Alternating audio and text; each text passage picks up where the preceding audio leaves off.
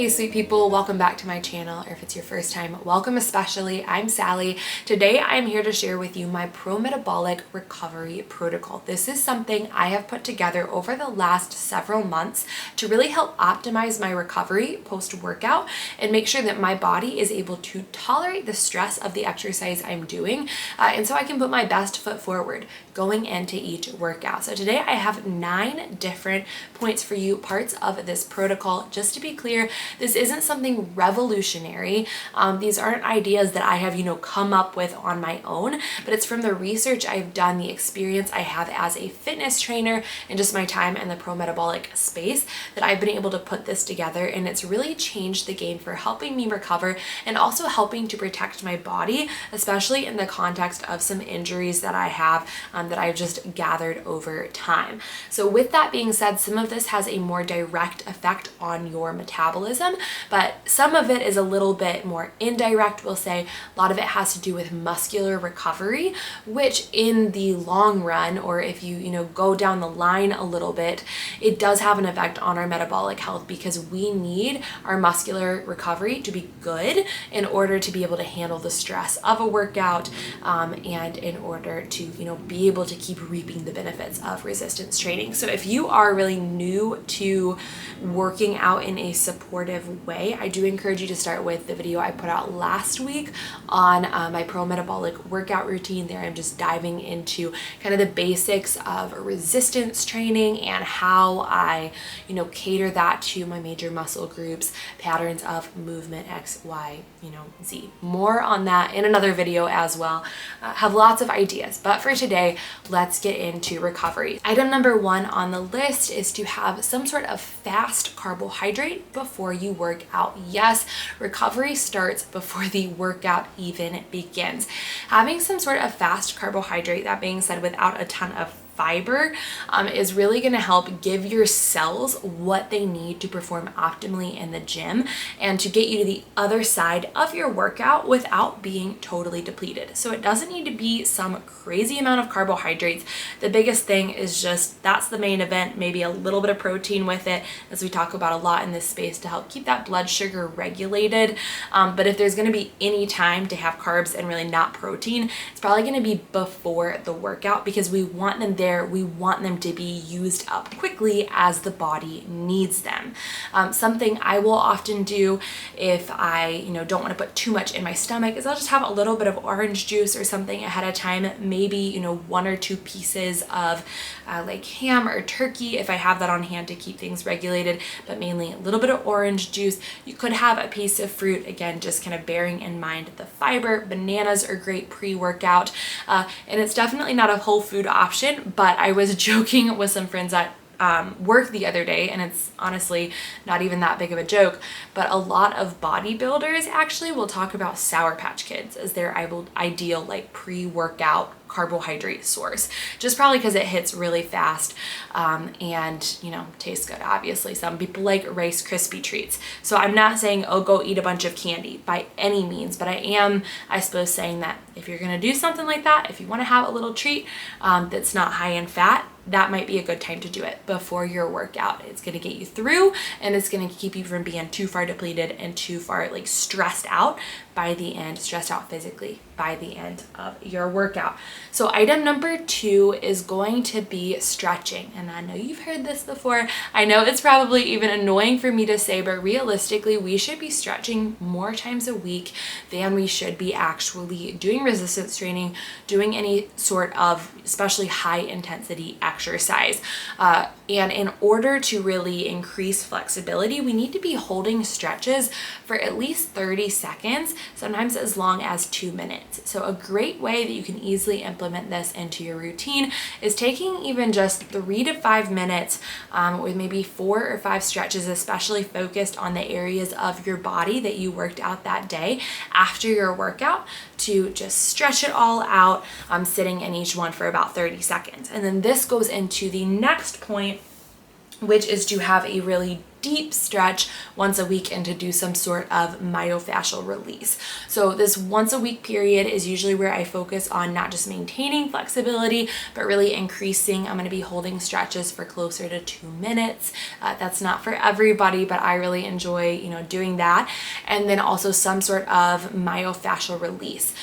So in my case, I'm usually doing foam rolling. I will also use a lacrosse ball sometimes to get into tighter spots, such as through the back, through the glutes and whatnot. You can also use that on the arches of your feet. It's really nice. But your fascia is essentially this protective lining that goes all over our muscles and our joints, and it holds onto tension as we move and as we go throughout our days, and that tension can lead to immobility and pain. And, in the long run, that can also facilitate or perpetuate, I said the same thing 2 different ways, but it can facilitate and, take injuries further on because of that lack of mobility and because of compensation that happens because of it. So this sort of myofascial release, while it can be intense, gets in there, it breaks up the fascia. And then the biggest thing afterwards is you want to make sure you're hydrating, because almost think about it as that hydration is fluffing it back up so it doesn't immediately just knot back up. And also you get lymphatic drainage going, stuff moving around, so you want to make sure you can flush all that out of your body. But if you guys want also some more like in-depth stretching videos, I have a few of those that I made earlier on, so I can link those in the description box and here somewhere to this video. But let's get on to point number 3, and that is to have some sort of protein with some carbohydrates after your workout. Now I want to address first, there used to be this idea that you needed to, eat within the anabolic window, which has since been pretty much disproven by science in terms of maximizing muscle gain. If you ever thought of the stereotypical dude who is at the gym and has his protein shake with him and he's drinking it before he's even out the door, we do need to have enough protein within, they now say probably about 4 to 6 hours of our workout is ideal to optimize muscle gain.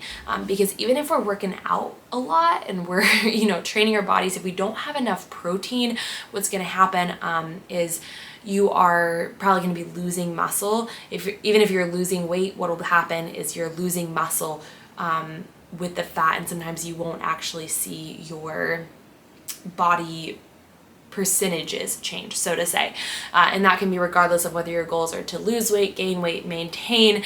It just can have a negative effect where you're actually losing muscle, and then more of that is converting to fat, or you're just hitting a plateau because your body doesn't have the building blocks it needs. So across the board, excuse me, I'm talking too fast, I'm getting winded, but across the board, we do want to make sure we're having enough protein. The recommendation that I have heard and that I will pass on is for women, usually at least 100 grams a day.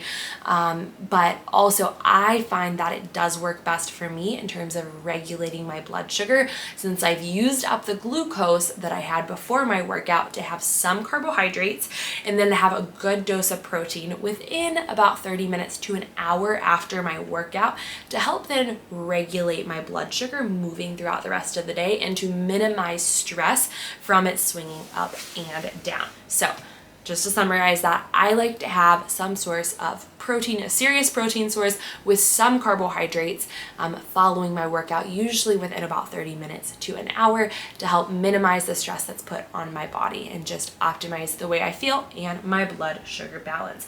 So next point is going to be to use something like the Theragun for trouble spots. And this is something that everyone might not have access to. That's totally fine. You can also just have a friend, have your partner massage through any areas in the body that tend to hold on to that tension. But this is something I've learned because I have an injury here through my collarbone, and I have been working through scar tissue, but I hold a lot of tension through this trap. And in trying to heal that, really being proactive about it, using the Theragun to get in to those muscles helps me to actually be able to continue working out those muscles without furthering the damage that has been done. And the next point, kind of in that same vein, is to use a TENS unit. I will link one in the description box below. They're not too expensive, but it's essentially running an electric current, a safe electric current through your body, and it's really relaxing to your muscles. It also stimulates the vagus nerve, which is great when it comes to stress. So I plan to do a whole nother video talking about mitigating stress at some point.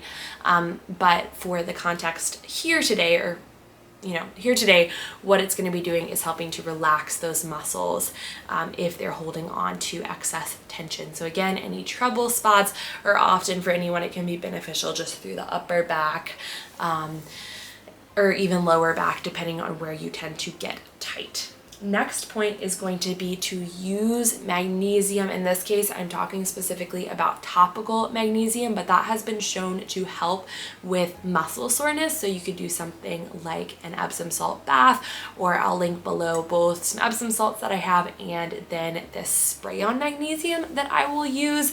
And that's really great for, stress in the first place, which I also take orally. There's another video on that, but stress in terms of the body's response to it and helping to handle it. So when we use it on our muscles, it helps to prevent excessive soreness and, help with that stress response. And then next up, we have gentle movement the following day. If I'm looking down, I have a notebook here, that's why. But gentle movement the following day. Generally speaking, we do not want to go hit the same body part 2 days in a row or body area. That's not a good way to actually grow your muscles. That's a good way to burn yourself out and hit a plateau or go downhill. But we do want to keep moving the next day. So maybe a gentle walk, even if it's your upper body, just take some time to do some arm circles, get your blood flowing, because that's going to help flush the lactic acid out of your body, which is going to prevent excessive soreness. Next point, and this is the last point, should be obvious, but it is rest. And it ties in to what I was saying about the, gentle movement, with the exception of not wanting to work the same muscle group the day after. The thing is, where muscles grow, or when muscles grow, isn't actually during the workout, it's after that workout. You're getting small tears throughout your muscles while you're working out, and they repair stronger than they were before as they recover. And so that's where muscle development is happening, and that's why if we are working out the same muscle group before we're able to fully recover, we're not going to see results. It can even send us downhill and see the opposite of what we are looking for. So that's the one side of rest. The other side of it is going to be just making sure you're getting enough sleep. I know you've heard this. I know it can be really hard. It is a struggle for me because I wake up early. I often, don't get to bed as early as I need to in order to get a full 8 hours, but just finding a way to prioritize sleep, it is instrumental, it is central to our body's recovery and healing in so many different ways. But y'all, that's it. I hope this is helpful. If you want more information on any of what I've touched on today, please let me know. But I'm going to go ahead and end this here. Please don't forget to subscribe to the channel and like this video if you like what you see here. Until next time, bye y'all.